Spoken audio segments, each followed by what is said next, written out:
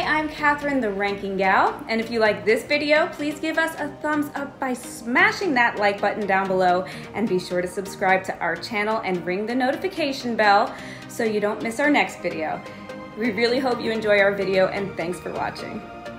All ranking lists are subjective and tricky, especially when people don't state their criteria and are not consistent when applying them. I found that especially true with great running backs ranking lists, since they were all terribly inconsistent and the rankings were all over the place. So unlike my normal policy, I gave little credence to the lists that I saw. And to avoid their mistakes and make it less objective, I simplified my criteria. The main criteria that I used is a player's ability to run the football, because that's their main responsibility, and that's what I think is what first goes into the mind of a typical football fan when thinking of a great running back. And since I've been watching football passionately since 1965 when I was 6, I've had the benefit of the eye test with 20 of the 25 players on my list in order to do this. I did take into consideration how good a receiver they were, including their running ability after the catch, and how many receiving yards they gain. But the latter can be deceptive because it depends on the team's offensive scheme and what era they played in. Of course, that didn't solve the problem on how much weight you should put on yards per carry as opposed to total yards gained. I did my best to balance them. There is no correct answer to this test, which is why everyone's rankings are so different. Obviously, all other things being equal, yards per carry is a huge indication how great a running back is, and it weighed heavily on my rankings. Plus, it allows you to compare errors because the average yards per carry has been remarkably consistent for 55 years. Between 1932 and 1946, the league averaged around 3.3 yards per carry. Between 1947 and 2001, the league average was very consistent at around 4.0 yards per carry. And since 2002, it has averaged 4.2 yards per carry. So I adjusted very recent running backs by lowering their yards per carry by 0.2 to fairly evaluate them. I did just the opposite with running backs before 1947. I did consider lots of obvious other things like the quality of the offensive line, the quality of the teams they played with, injuries, how dominant they were in their peak years, total touchdowns scored, and touchdowns scored in relation to how many times they touched the ball. But as explained, their blocking ability, receiving ability, and even championships won, since we're not talking about quarterbacks, had a lesser influence on my rankings. Hi, and welcome to another video from Ultimate Rankings. I'm Mark, the Ranking Guy. The rankings on our channel are the result of serious research and relative criteria, unlike the many other fluff videos out there. The goal of our channel is to bring you the most accurate, interesting, and informative top 25 rankings in all of sports and entertainment. Let's get to the rankings. At number 25, we have Frank Gore, who gained exactly 16,000 yards rushing, third all-time, and almost 4,000 yards receiving for almost 20,000 total yards gained.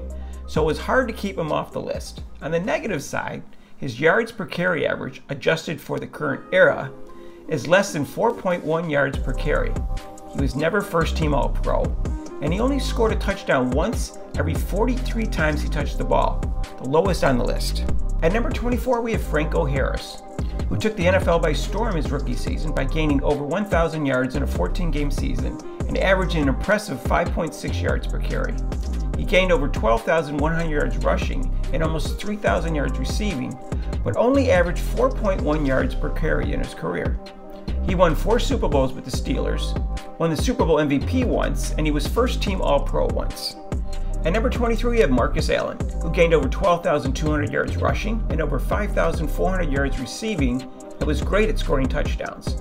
123 rushing, third all-time, and 144 total. However, he only averaged 4.1 yards per carry and never averaged more than 4.6 yards per carry. He won a Super Bowl with the Raiders, where he was the Super Bowl MVP. He won the AP regular season MVP and was first-team All-Pro twice.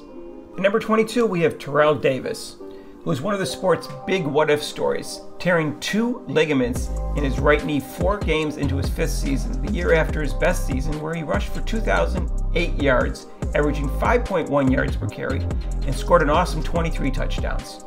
He gained over 7,600 yards rushing and averaged 4.6 yards per carry, but gained only 1,280 yards as a receiver and did benefit from an excellent offensive line. He was perhaps the best postseason rusher in history, leading the Broncos to 2 Super Bowl wins and was Super Bowl MVP once.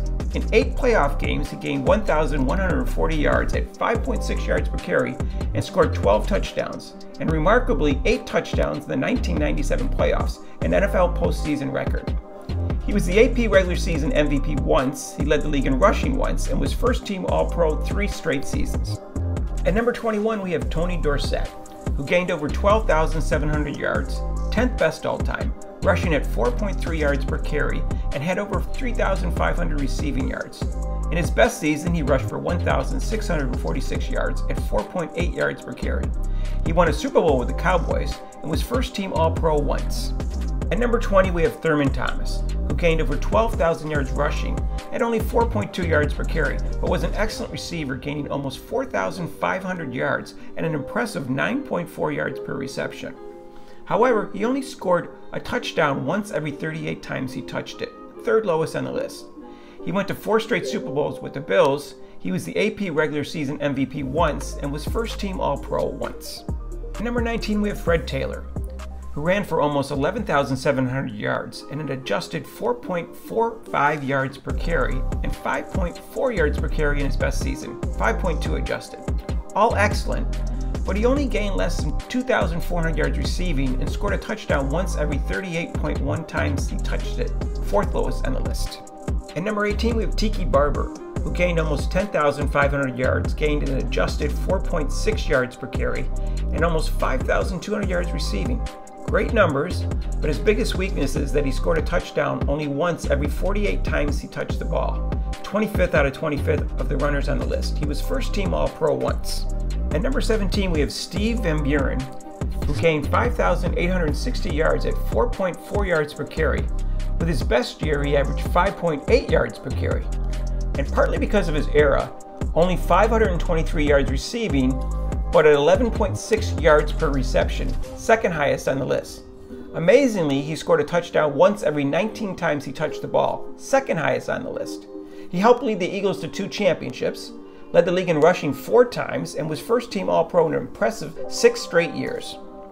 At number 16, we have Hugh McElhenny, who rushed for 5,300 yards at 4.7 yards per carry, and in one season he averaged an astounding 8 yards per carry and 64 carries for 515 yards. He gained 3,247 receiving yards, great for that era, at 12.3 yards per reception. He was first team All-Pro 5 times within a 6-year period. At number 15, we have Lenny Moore. This tremendously underappreciated player also played flanker. He gained 5,174 yards rushing at 4.8 yards per carry and over 6,000 yards receiving at 16.6 yards per reception. In his best year, he averaged an amazing 7.5 yards per carry with 86 rushes for 649 yards. But his most remarkable statistic is that he scored a touchdown once every 17 times he rushed the football, the best in NFL history, and once every 7.5 times he caught a pass. He won 2 championships with the Johnny Unitas-led Colts and was first team All-Pro 5 times.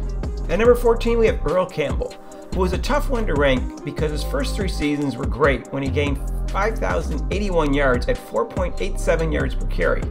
And then because of his bruising running style, his body broke down. He was fast and nimble for his size and perhaps the biggest thighs in NFL history. He ended up with 9,407 yards, rushing at 4.3 yards per carry, but just 806 yards receiving and only 74 touchdowns.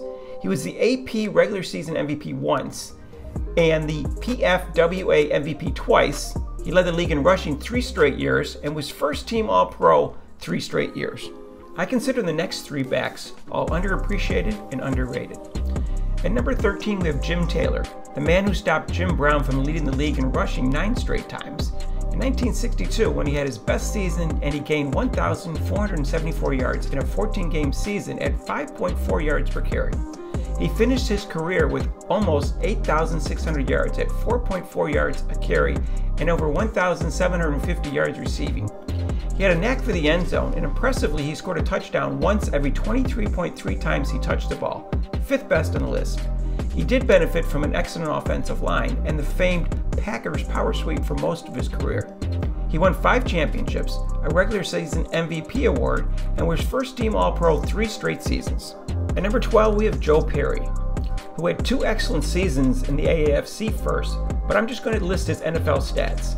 He gained 8,738 yards and an excellent 4.8 yards per carry, 10th best all time and 5th best on the people on the list. He had almost 1,800 receiving yards and scored 61 total touchdowns. He was the UPI Player of the Year and was first team All-Pro twice. At number 11 we have Jamal Charles, who is another what-if story. He averaged an NFL record an amazing 5.38 yards per carry. And even if we adjusted it 2/10 for his error to 5.18, he would still be second all-time. In his best overall season, he averaged 6.4 yards a carry, or 6.2 adjusted, and gained 1,467 yards. In his career, he rushed for over 7,500 yards, almost 2,600 receiving yards, and scored 64 touchdowns. He was first-team All-Pro twice, and would have gained a lot more yards if he didn't suffer ACL injuries on 2 different occasions. Before we get to the top 10, I want to mention some honorable mentions, all of whom did not make the list merely because they rushed for fewer than 3,000 NFL yards. I'll call them my sensational 6. Jim Thorpe, Earl Dutch Clark, Harold Redgrange, Bronco Nagurski, Marion Motley, and of course, Bo Jackson, who averaged a remarkable 5.4 yards a carry, and there is no reason to believe that he wouldn't have cracked the top 5, if not for the hip injury that ended his career. Coincidentally, Thorpe and Jackson are generally considered 2 of the 5 greatest all-around athletes of all time. And oh, I suspect that the NFL best current runner, Derrick Henry, will have to be added soon. Back to the list. At number 10 we have Marshall Faulk, who rushed for 12,279 yards, 12th all-time, at 4.3 yards a carry, and was also a great receiver, gaining 6,875 yards at 9 yards a reception, and scored 136 touchdowns. In his best year, he gained 1,381 rushing yards at 5.5 yards a carry and gained 1,048 receiving yards at a remarkable 12 yards a reception. His numbers with the Rams were significantly better than his numbers with the Colts, and I suspect that he benefited from the Rams' explosive offense. Otherwise, I may have put him a couple slots higher. He won a Super Bowl with the Rams, he won the AP Regular Season MVP Award, and was first team All-Pro 3 straight years. At number 9 we have LaDainian Tomlinson, who gained 13,684 yards, 7th all-time at 4.3 yards per carry, and also had 4,772 receiving yards. In his best season, he rushed for a league-leading 1,815 yards at 5.2 yards a carry and scored 28 rushing touchdowns and 31 from scrimmage, both NFL records. He scored 145 rushing touchdowns, second most all time, and he scored a touchdown once every 23.4 times he touched the ball, 6th best all time on the list. He won the AP MVP award, twice led the league in rushing, and was first team All-Pro 3 times. At number 8 we have Adrian Peterson, who rushed for 14,820 yards, 5th all-time, gained 2,466 receiving yards, and scored 124 touchdowns. His best year was remarkable when he rushed for 2,097 yards at 6.0 yards per carry, about 5.8 adjusted, and he averaged 131.1 yards rushing per game, 5th best all-time. He won the AP MVP award, led the league in rushing 3 times, and was first team All-Pro 4 times. At number 7 we have Emmitt Smith, who gained 18,355 yards, first all-time at 4.2 yards per carry, and 3,224 receiving yards, but only 6.3 yards per reception, the lowest on the whole list. The most yards that he gained in the season was 1,773 yards, and his highest yards per carry average was 5.3. Both impressive, but neither earth-shattering. Plus, he benefited from the best offensive line in football for most of his career, just in case you're wondering why I didn't put him any higher. He had the most rushing touchdowns in history with 164. He won 3 Super Bowls with the Cowboys, winning the Super Bowl MVP once. He won the AP Regular Season MVP award once. He led the league in rushing 4 times, and was first team All-Pro 4 straight years. At number 6 we have Eric Dickerson, who gained 13,259 yards, 9th all-time at 4.4 yards per carry, and 2,137 yards receiving. His best season is the NFL record 2,105 yards and an impressive 5.6 yards per carry, and 131.6 yards per game, 4th best all-time. But he lost out in the MVP voting to Dan Marino's record-shattering passing year. Remarkably, he gained over 1,800 yards in 3 of his first 4 seasons. He was Offensive Player of the Year once and was first team All-Pro an impressive 5 times. At number 5, we have Walter Payton, who rushed for 16,726 yards, second all-time, at 4.4 yards a carry, and gained over 4,500 receiving yards at an impressive 9.2 yards a catch. In his best season, he gained 1,852 yards in the NFL's last 14-game season, and averaged 5.5 yards a carry and 132.3 yards per game, third best all-time. He was also an excellent blocker, could throw, and he is probably the best all-around back in NFL history. If you're wondering why he is not higher on the list, it's because the 4 people I have ahead of him were clearly better runners than him. He won a Super Bowl with the Bears, was the AP regular season MVP once, and was first team All-Pro an amazing 7 times. Number 4, we have O.J. Simpson, who sadly will be remembered more for killing 2 people and getting away with it than the amazing runner that he was. He gained 11,236 yards, averaging 4.7 yards per carry, and would have gained a lot more yards and averaged more yards per carry if not for injuries, and if his first 3 years in the league, normally a running back's most productive years, were essentially wasted.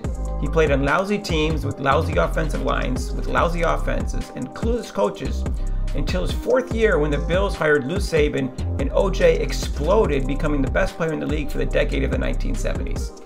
In his best season, he averaged 6.0 yards per carry as he became the first running back to gain over 2,000 yards, doing it in a 14-game season, and set an NFL record 143 yards per game, an astounding 10 yards per game more than any back in history.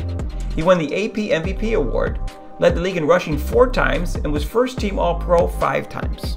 At number 3, we have the electrifying Gale Sayers, who was arguably the best kick returner, the best pure runner, and the most exciting player in NFL history.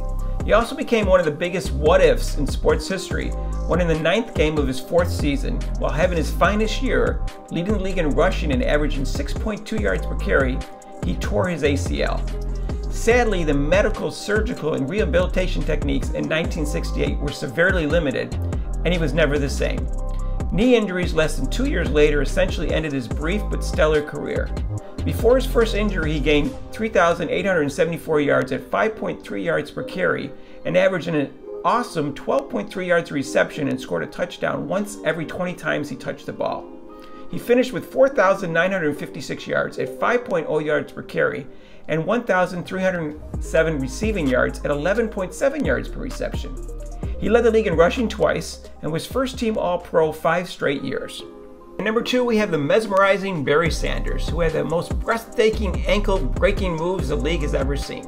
He gained 15,269 yards, 4th all-time, an impressive 5.0 yards per carry, and 2,921 receiving yards. Despite running behind a weak offensive line and playing on bad teams, he averaged almost 100 yards a game rushing, 2nd all-time. In his best year, which surprisingly came in his 9th season, he ran for 2,053 yards and an awesome 6.1 yards per carry, the best ever for a 2,000-yard season. He won the AP MVP award. He led the league in rushing 4 times and was first team All-Pro a remarkable 6 times. Hi again. If you liked this video, please give us a thumbs up by smashing that like button down below, and be sure to subscribe to our channel and ring the notification bell so you don't miss our next video. We really hope you enjoyed our video, and I am dying to find out who's number 1. And of course at number 1 we have Jim Brown, who led the league in rushing an astounding 8 out of the 9 years that he was in the league, one of the most dominant displays in sports history. He gained 12,312 yards at 5.22 yards per carry, the 2nd highest all-time, the highest for any back who gained more than 8,000 yards, and the highest adjusted all-time. He gained almost 2,500 yards receiving and an impressive 9.5 yards per reception, and he rushed for an average of 104.3 yards a game, the highest all-time. In his best year, he rushed for 1,863 yards in a 14-game season, averaging an amazing 6.4 yards per carry and 133.1 yards per game, 2nd most in history. He led the Browns to an NFL championship. He was the AP regular season MVP 3 times, the most by a running back, and he was first team All-Pro 8 times, a record for a running back. Hey, just a reminder that we do both sports and entertainment ranking videos, so please check them all out at our video channel. We don't expect anyone to completely agree with our rankings, so please let us know what your rankings are and what you agree and disagree with in the comments section. And feel free to let us know what ranking videos you'd like to see next. And thanks for watching.